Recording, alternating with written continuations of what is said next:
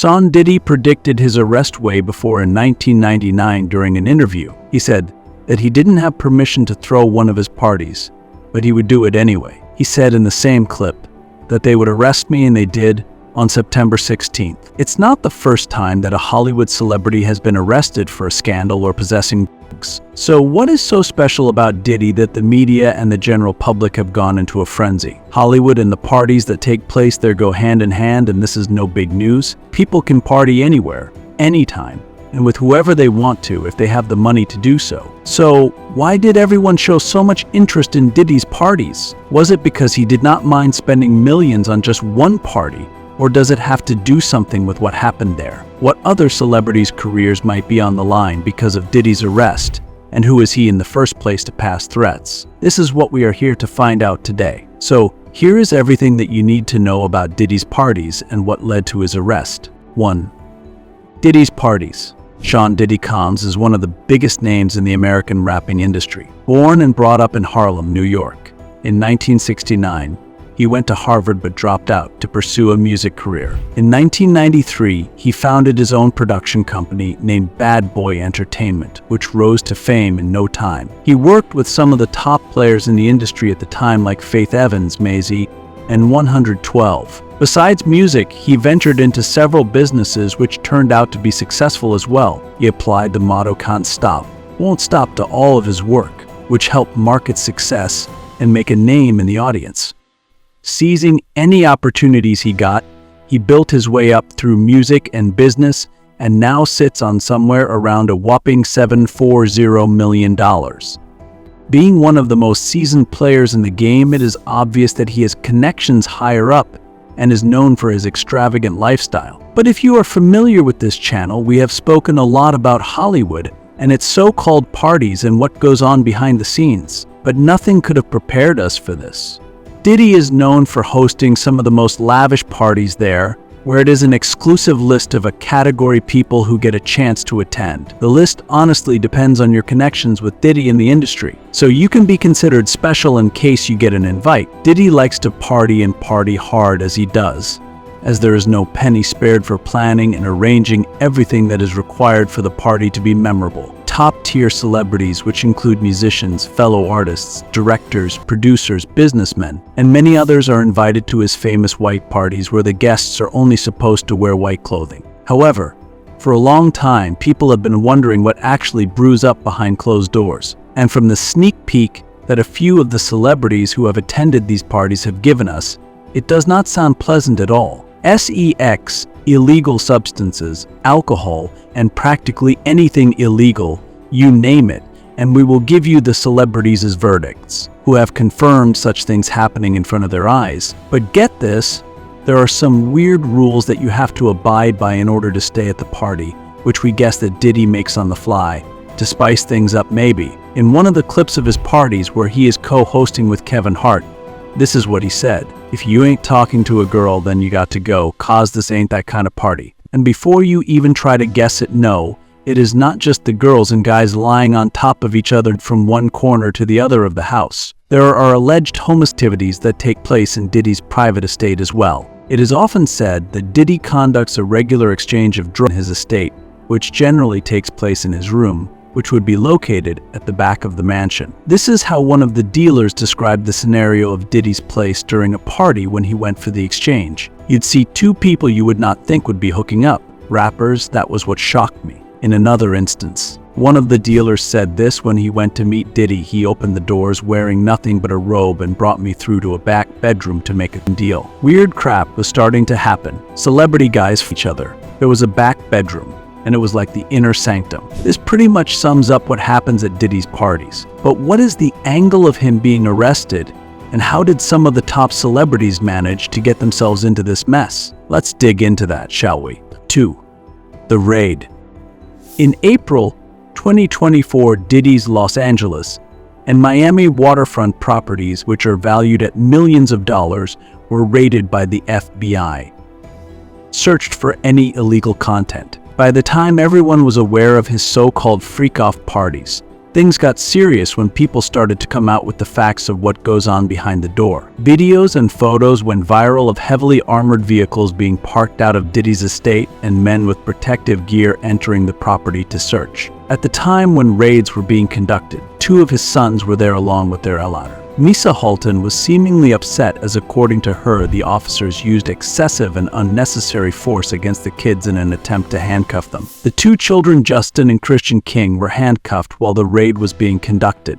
Their mother got in touch with a high-profile attorney, Jeffrey Lichtman, to look into this, as according to her, this was not something mentioned in the warrant. She said, "The force used against my sons, Justin and Christian, is deplorable. If these were the sons of a non-black celebrity, they would not have been handled with the same aggression. The attempt to humiliate and terrorize these innocent young black men is despicable." Misa went ahead and posted the security footage from their homes, where the sons can be seen walking with their hands up while a weapon is aimed at them, and their hands being pressed against the walls while the officers handcuffed them. Brendan Paul was arrested on the same day at Miami Opa-locka Executive Airport on the account of an affidavit being released against him stating that he was in possession of cocaine and candy. Post that, Diddy applied for 2 bails as everything began to unravel when the feds began looking into his files in a detailed manner. However, both of his bail requests were denied and he was arrested on September 16th. Post his arrest, there is no surety of the fact that where he is. His private jet was being monitored,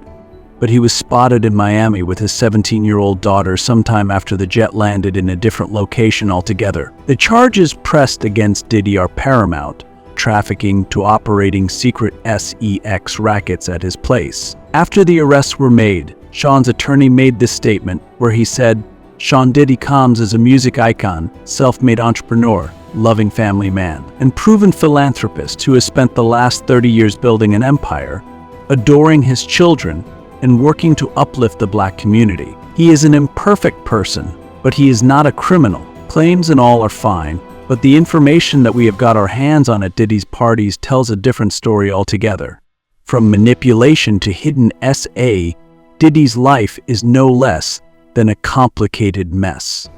But how does manipulation come into play? Well, here is an example. Jaguar Wright has been known to expose rappers to their dark stuff and hidden secrets, and is someone who keeps track of activities taking place on the dark web. One of her insights tells us that Diddy might be desperate for cash. He might have just sold one of his not-so-family-friendly videos on the dark web for a staggering $500 million. Additionally, Wright gave out a few names who might be found in the video and are being blackmailed by the rapper to keep anything they know under wraps. Some of the names include Justin Bieber, Drake, Chris Brown, Rihanna, and Nicki Minaj. Here is an additional breakdown of the twisted philosophy. 3. Manipulation. Now, how does manipulation come into play at a party? Well, the thing is that when people are at Diddy's place, especially during one of his parties, they let it loose. They might be doing activities that they do not want their fans or the world to know about. It is not that uncommon, but keep in mind that alcohol are the least of concern as to what goes in those parties. Diddy has that all on video, the activities that the guests are or might have done. Something controversial, they said, under the influence of substances. And that is how Diddy takes them under their wing, where they are manipulated to do Diddy's shady deeds so that their secrets remain safe with him. Let's talk about a couple of celebrities who got involved with Diddy when they probably shouldn't have, and how attending one of those parties affected their lives. One of the names that has come up quite often in this whole Diddy thing is Usher Raymond, who has been close with Diddy for a long time.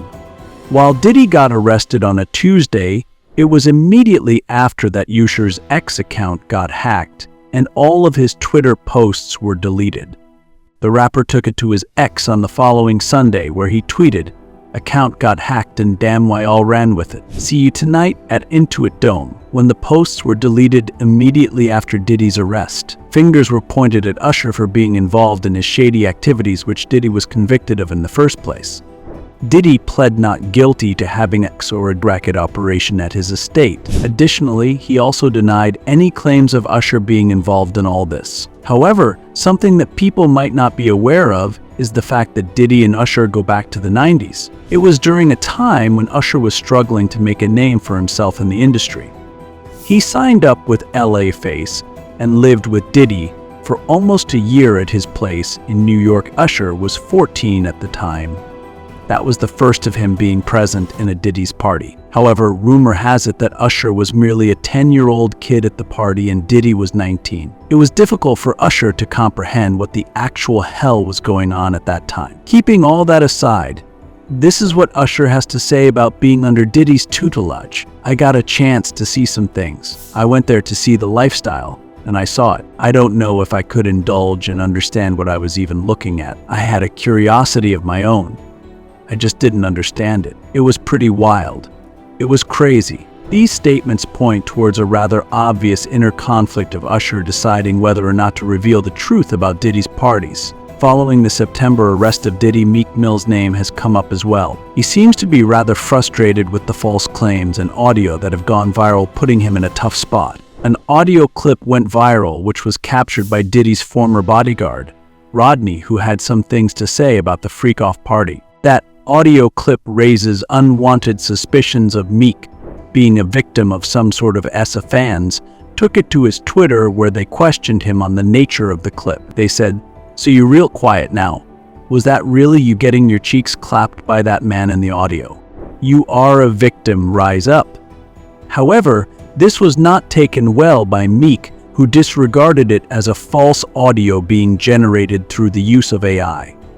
Adding to that, he was quick to respond, "N-word like me without a full school education gained world influence and a different education. My voice so powerful as a black man from the ghetto worldwide they want it gone. I'm a real king straight out the trenches under control of no human. They learned how to damage can't stop us of brands from bots and campaigns like politicians." This certainly clarifies that Meek does not want to be a part of the mess Diddy's in and has no intention of being dragged in it further. While these people have decided to take a step back for good, there is Russell Simmons, on the other hand, who seems to be supportive towards Diddy given their relationship over the years. When the feds were dealing with Diddy in America, Simmons was summoned by the court of Bali, Indonesia, considering he was located there at the time. Speculations ran wild of him hiding there amidst all the chaos. Simmons was convicted of some of the same crimes that Diddy was charged with, including SA.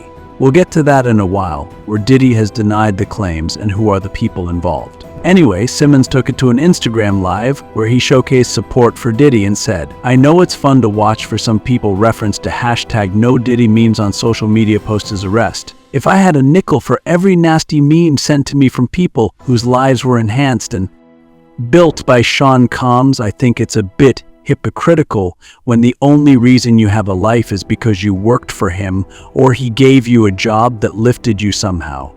He added, "Watching our brothers fall is hurtful, and everybody getting together and laughing at our brothers fall or supporting the tearing down of our brothers. You know it's tough. We may think it's entertaining. Some of the memes are funny, but we have to look up and train our minds to see the good in things and not the negative." That is some support right there. 4. Relationships and allegations. Keeping aside any allegations of the feds, this whole controversy has forced people to look back at some other claims made against the rapper. However, it is more of a serious quotation as it involves S.A.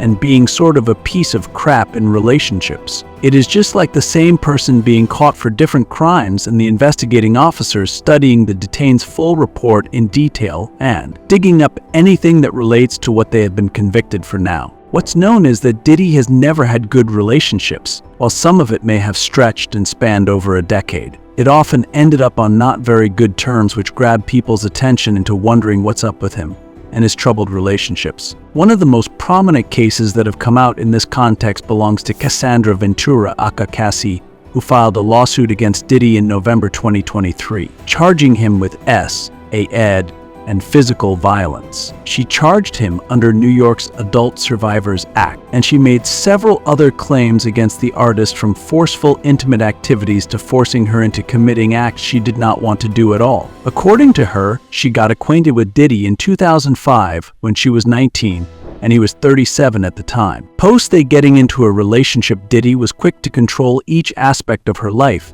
ranging from career to personal choices. The singer claims that physical violence was a common occurrence for her and Diddy was not the one who thought a second before hitting her. Cassie even claimed that Diddy got her involved with and forced her on multiple accounts to have sex with other male workers. But here is where it gets even more disturbing. He filmed her being SAA and pleasured himself while she was being exploited on the other end. Cassie also claims that she had no choice other than being quiet, because as per her, it would just give the rapper yet another reason to harm her further. This covers the part where she sued the artist for getting her involved in non-consensual pornography. It was finally in 2018 that she decided to call quits on the so-called relationship, or what was left of it, when Diddy forced himself upon her in a Manhattan apartment. Despite her repeated requests, Diddy did what he had to anyway and exploited her yet again. She even mentions witnesses being there who have watched the crimes happening on multiple occasions. Tiffany Red was one of the people who witnessed a disturbing incident on Cassie's 29th birthday where she was being forced out of a hotel as Diddy wanted her to have sex with other men at the time. Diddy and his lawyer Aaron Dyer denied all claims and disregarded them as rubbish. Diddy said, "I have sat silently and watched people try to assassinate my character, destroy my reputation and my legacy. Sickening allegations have been made against me by individuals looking for a quick payday. Let me be absolutely clear, I did not do any of the awful things being alleged." CNN would disagree as they released a rather graphic video of the celebrity in which he can be clearly seen physically abusing Cassie at the Intercontinental Hotel in Las Vegas. He tried to grab her, but she ran away. As she was attempting to make an escape, the artist could be seen throwing glass vases on her kept nearby in an attempt to stop her. When the video went out, Diddy felt the need to apologize. "I take full responsibility for my actions in the video. I was disgusted then when I did it. I'm disgusted now. I went and I sought out professional help. I got into therapy, going to rehab. I had to ask God for His mercy and His grace. I'm so sorry."